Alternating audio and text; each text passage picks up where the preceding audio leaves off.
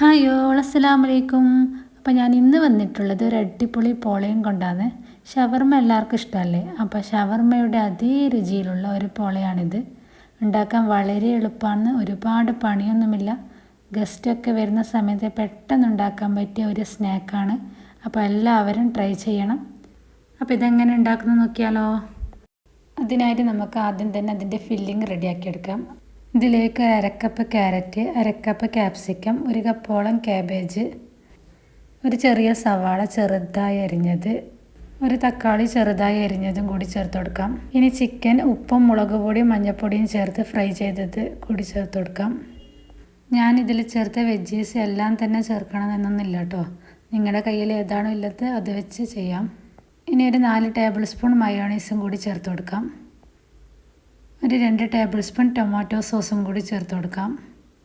സോസൊക്കെ നിങ്ങളുടെ ഇഷ്ടത്തിന് എടുക്കാം കേട്ടോ. ഇനി ഇതിലേക്ക് 1/2 ടീസ്പൂൺ കുരുമുളക് പൊടിയും ചേർത്ത് കൊടുക്കാം.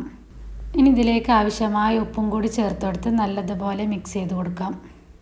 ഈ സമയത്ത് മിക്സ് ചെയ്യുന്ന സമയത്ത് നമുക്ക് മയോണൈസ് കുറവായി തോന്നുന്നുണ്ടെങ്കിൽ കുറച്ചും കൂടി ചേർത്ത് കൊടുക്കാം കേട്ടോ. അങ്ങനെയുടെ ഫില്ലിങ് റെഡിയായി. ഇനി ഇതവിടെ മാറ്റി വെക്കാം. ഇനി ഇതിലേക്ക് നമുക്കൊരു ബാറ്റർ തയ്യാറാക്കിയെടുക്കാം. അതിനായി മിക്സിയുടെ ജാറിൽ ഒരു 3 മുട്ട പൊട്ടിച്ചൊഴിക്കാം. ഇനി അടുത്തത് ഇതിലേക്ക് 1 കപ്പ് മൈദ ചേർത്ത് കൊടുക്കാം. അടുത്തത് ഒരു 1/4 കപ്പ് ഓയിലും കൂടി ചേർത്ത് കൊടുക്കാം. 1/4 കപ്പ് മുതൽ 1/2 കപ്പ് വരെ ചേർത്ത് കൊടുക്കാം കേട്ടോ. പിന്നെ 1 കപ്പ് തന്നെ പാൽ ചേർത്ത് കൊടുക്കാം. ആവശ്യത്തിന് ഉപ്പും കൂടി ചേർത്ത് കൊടുക്കാം.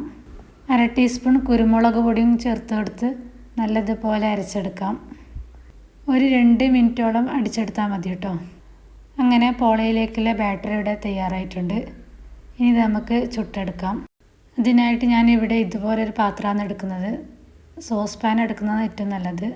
ഇനി ഇതിൻ്റെ അടിയിൽ ഒരു തട്ടും കൂടി വെച്ച് കൊടുക്കണം കേട്ടോ, ഇല്ലെങ്കിൽ വേഗം തന്നെ കരിഞ്ഞു പോകും.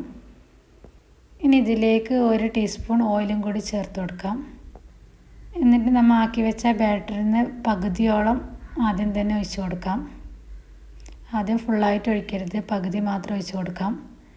എന്നിട്ട് അടച്ച് വെച്ച് ഒന്ന് സെറ്റായതിന് ശേഷം നമുക്ക് ഇതിലേക്ക് നമ്മുടെ ഫില്ലിംഗ് ഒക്കെ ഇട്ട് കൊടുക്കാം. ഇപ്പോൾ ഇതാ കുറച്ച് സെറ്റായിട്ടുണ്ട്, ഫുള്ളായിട്ട് സെറ്റായിട്ടാണ്, ഇത്ര മതി. ഇനി ഇതിലേക്ക് നമ്മൾ ഉണ്ടാക്കി വെച്ച ഫില്ലിങ് മുഴുവനായിട്ട് ചേർത്ത് കൊടുക്കാം.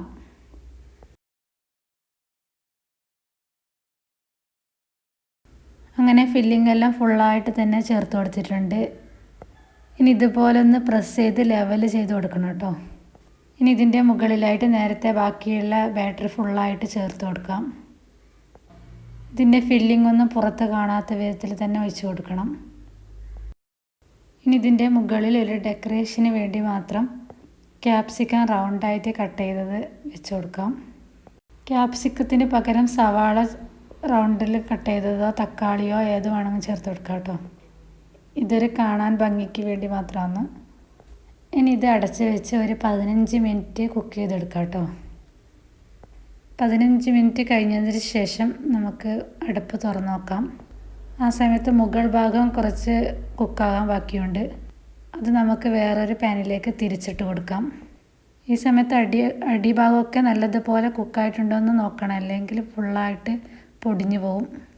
അങ്ങനെ ഇപ്പോൾ ഇവിടെ നല്ലതുപോലെ അടിഭാഗമൊക്കെ ആയിട്ടുണ്ട്.